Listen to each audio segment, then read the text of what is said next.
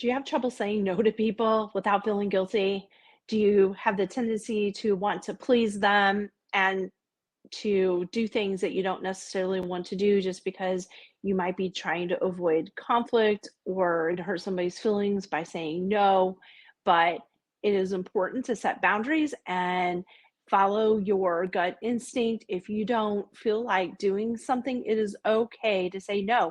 If you're in a situation where you can't say no, then it's possible that you need to rethink that kind of relationship because you should be able to draw your line in the sand. You should be able to say and express how you feel about a certain topic.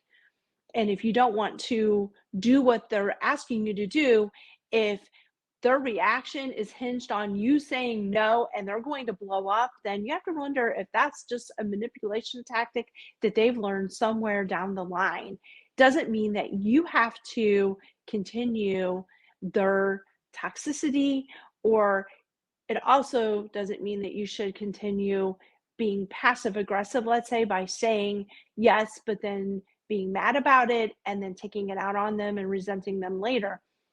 It's really important to learn how to say no without feeling guilty and learning how to say no in a loving, kind, empathetic way. I'm going to give you a few tips to help you with this. I used to be afraid to say no because I have a toxic family situation or dynamic at times, and it would often cause a certain person or even people to erupt and then to verbally abuse me because I had said no. And then what they did was train me to not be able to say no to them. And then they would be able to get me to do whatever they wanted to do, like a puppeteer. That's not okay. Also, I'm in charge of my own feelings. And if I'm feeling guilty for saying no, then that's on me. And I have to change my mindset around how I'm thinking about that. Is my right to say no to something that I don't feel comfortable doing, but it also is in how I'm saying no. If I'm doing my part, then I can't control how they react. I can only control how I react and how I communicate. It is my job to communicate in the best way that I can, and then I can live with myself because I know that I handled it in the most mature possible way that I can, that I know how to do. Everybody is just doing the best that they can. And if I'm learning to heal, I can't be responsible for how somebody that's unhealed reacts. Although trying not to think of them as unhealed, that's just for your insight, but not judging them for not healing or taking the same path that you are on your spiritual walk, let's say. Here are some tips to also help you be able to let that go. One, don't take it personally.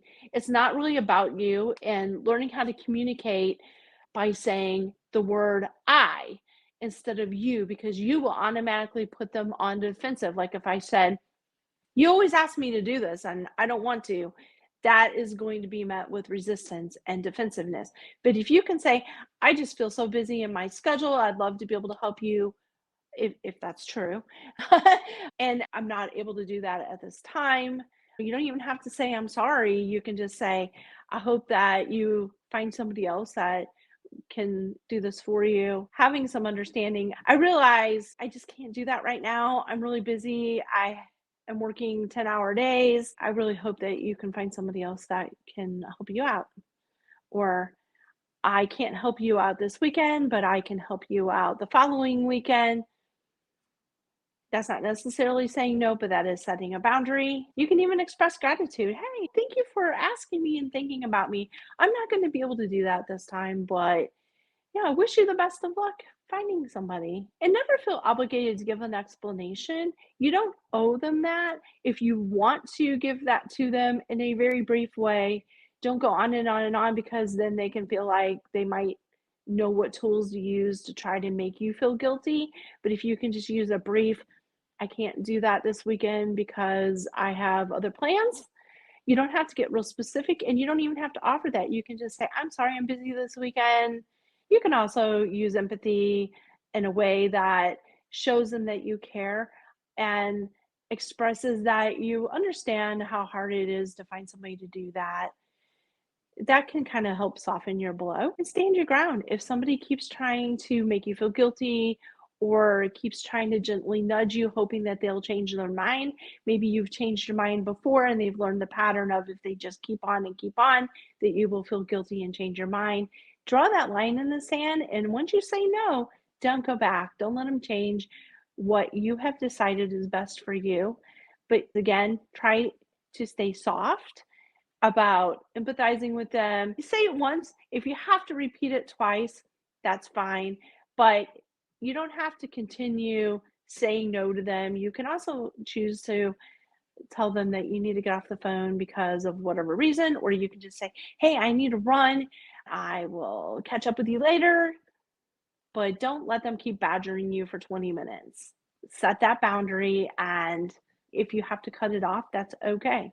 You don't have to keep going. You don't have to keep explaining yourself. And you can even follow up with some appreciation about how you appreciate that they asked you. Be kind. Kindness goes a long way. And if they react, you are not responsible for their reaction. You're only responsible for how you communicate and the most effective way. How they react is on them. It has to do with their triggers, it has to do with their childhood, it has to do with their own personality. Maybe they've learned to be manipulative. Maybe they've learned that they can coerce you into doing things. Don't feel guilty, let it go. And after you hang up the phone, don't just keep berating yourself. I should have said yes. It's not going to hurt me to do that. If you really feel that way and you really wanted to do that to help them, then you should have said yes to begin with. But don't change your mind. Once you say no, it's a no. Don't talk yourself out of it. Don't let them talk yourself out of it. Don't talk about it to your other siblings or your friends because then they may challenge you like, "That's your mom. Why did you tell your mom no?" Don't share all that with other people because everybody has an opinion. Everybody has their own level of toxicity. Everybody has their own traumas that they're trying to overcome. Learn how to be confident in your answer and to be confident in yourself and stay the course. This is the first step in reclaiming yourself and your self love. And again, self love is not a bad word because it has the word self in it. It is required and it's an absolute. It's okay for you to say no without feeling guilty. It's okay for you to guard your boundaries. It's okay for you to guard your time. It's okay for you not to let people manipulate you into feeling like you should help them just because they're your boyfriend, your husband, your mother. If it doesn't work for you, it's okay to say no without feeling guilty. You might have to distract yourself and start thinking about positive things, things that you have gratitude for. Try not to relive the conversation over and over and over in your head. Try not to overthink it. Once you say no, the answer is no, guilt free. Please like and subscribe. And if this has helped you in any way, please drop a comment. And until next time.